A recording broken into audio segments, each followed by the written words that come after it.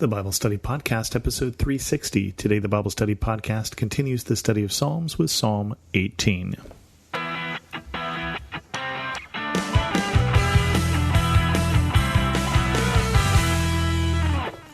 Welcome to the Bible Study Podcast. I'm your host, Chris Christensen. We're going to skip over Psalm 17, which is a familiar theme of David calling out for help to God because he is blameless.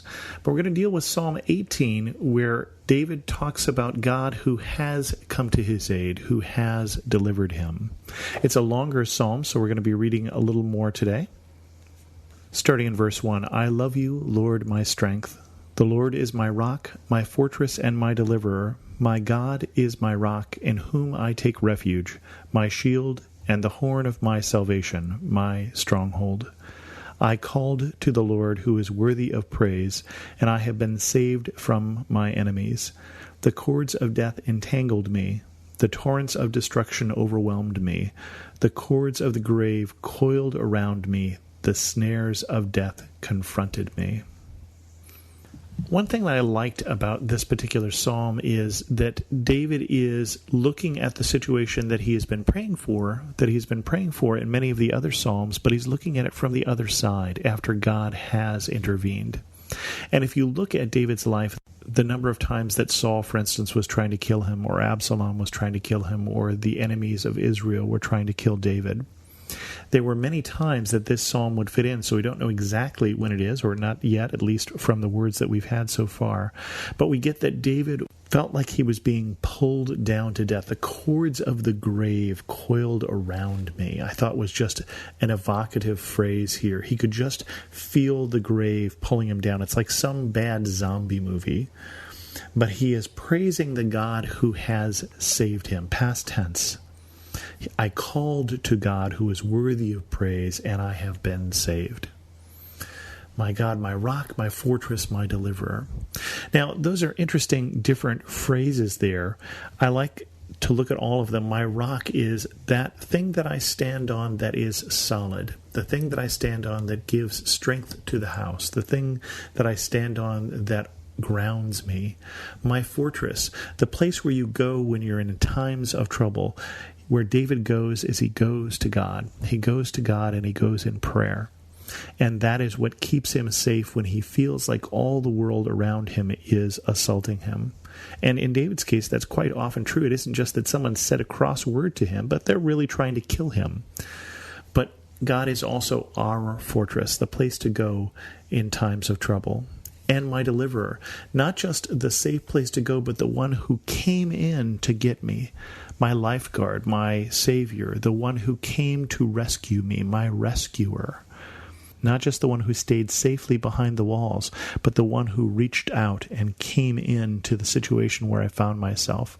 And I think that's important because as we are called to be like God, as we are called to be like Jesus, I think that sometimes means we are also called to reach into difficult situations and grab hold of people who are in trouble and pull them out. Continuing on, in my distress I called to the Lord. I cried to my God for help. From his temple he heard my voice. My cry came before him into his ears. The earth trembled and quaked, and the foundations of the mountains shook. They trembled because he was angry. Smoke rose from his nostrils. Consuming fire came from his mouth. Burning coals blazed out of it. He parted the heavens and came down. Dark clouds were under his feet. He mounted the cherubim and flew. He soared on the wings of the wind. He made darkness his covering, his canopy around him, the dark rain clouds of the sky. Out of the brightness of his presence clouds advanced with hailstones and bolts of lightning. The Lord thundered from heaven. The voice of the Most High resounded. He shot his arrows and scattered the enemy. With great bolts of lightning he routed them. The valleys of the seas were exposed, and the foundations of the earth laid bare at your rebuke, Lord, at the blast of breath from your nostrils.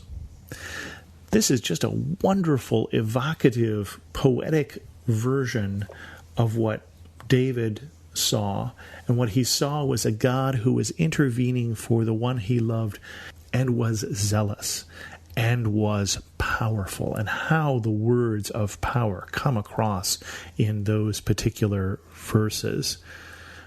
trembling and earthquakes and lightning and wind and clouds and fire. David is not just picturing a Sunday school Jesus here. David is not just picturing a Sunday school God who is just our friend, but a powerful and mighty God who is the creator and redeemer and savior, the one who protects his people, the one who reaches into difficult situations, who is not afraid of the enemy and comes to save. Continuing on, he reached down from on high and took hold of me. He drew me out of the deep waters. He rescued me from my powerful enemy, from my foes who were too strong for me. They confronted me in the day of my disaster, but the Lord was my support.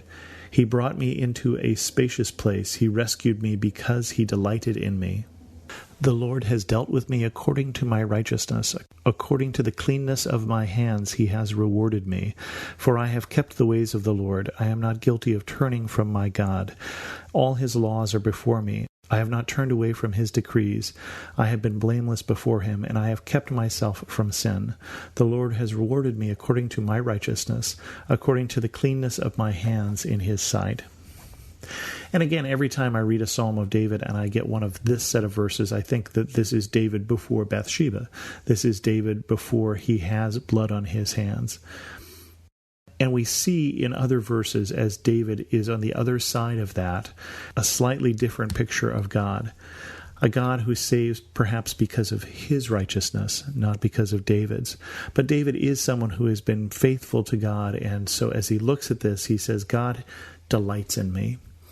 And I think that's true, and I think that God delights in you as well. And sometimes even I think God delights in me. That God made you wonderfully. He did good work. And as he looks at you, he loves you. And he loves you in the same way that picture that David just drew is the parent who is coming to the aid of a child, and someone is about to harm that child, and just think what that parent would be like. That parent that swoops in anger, in a protecting love of this child. And that's the God that David depicts, except that much, much, much more powerful. To the faithful you show yourself faithful. To the blameless you show yourself blameless. To the pure you show yourself pure. But to the devious you show yourself shrewd. You save the humble and bring low those whose eyes are haughty. You, Lord, keep my lamp burning. My God turns my darkness into light. With your help I can advance against a troop. With my God I can scale a wall. I like the way that David puts it because it's a very practical thing. It's not just that I can sit here and take it. David is taking the fight to the enemy. David is saying that there is a place that he needs to go and that with God's help he can get there. Even if a troop of enemy soldiers stands between him, even if there's a wall there that needs to be scaled. Even if the whole world seems surrounded in darkness, God brings into it light. As for God, his way is perfect. The Lord's word is flawless. He shields all who take refuge in him, for who is God besides the Lord? And who is the rock except our God?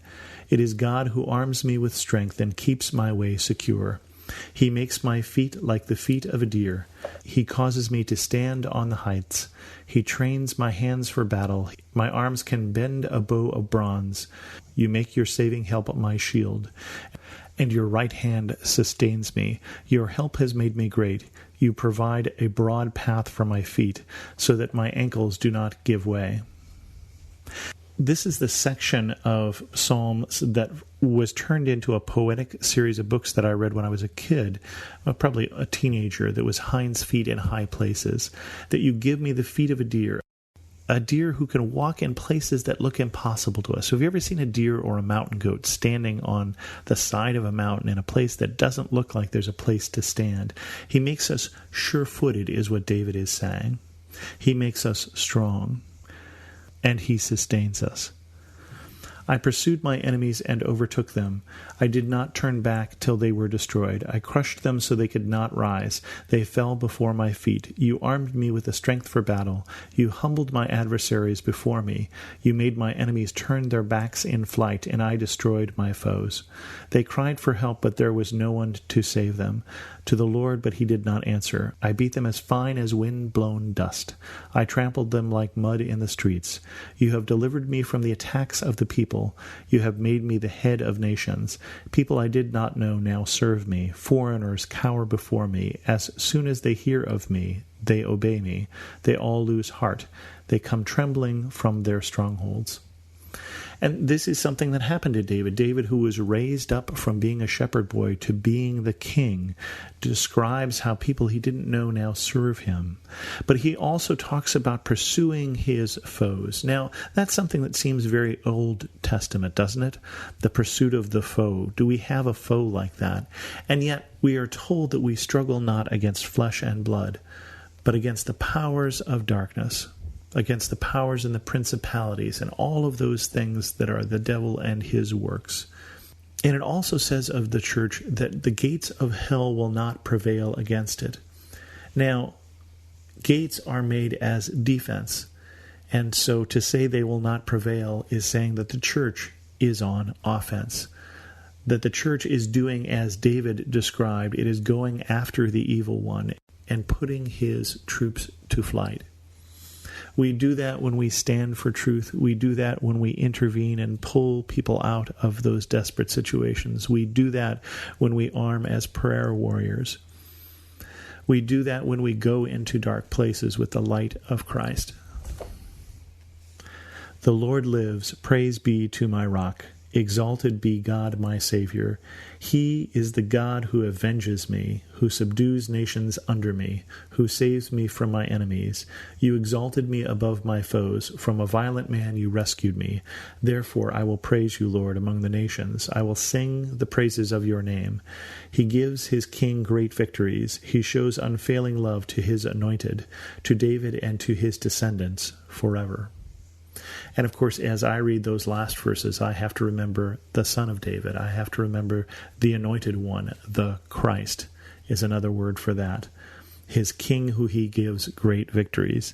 And he gives great victories to that King, the King of all kings, in your life and in mine, through your life and through mine. With that, we're going to end this episode of the Bible Study Podcast. If you have any questions, feel free to send an email to host@thebiblestudypodcast.com or leave a comment on this episode at thebiblestudypodcast.com.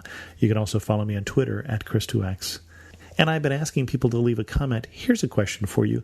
Where do you listen to the Bible Study Podcast? Why not leave that as a comment on this episode at thebiblestudypodcast.com? And as always, thanks so much for listening.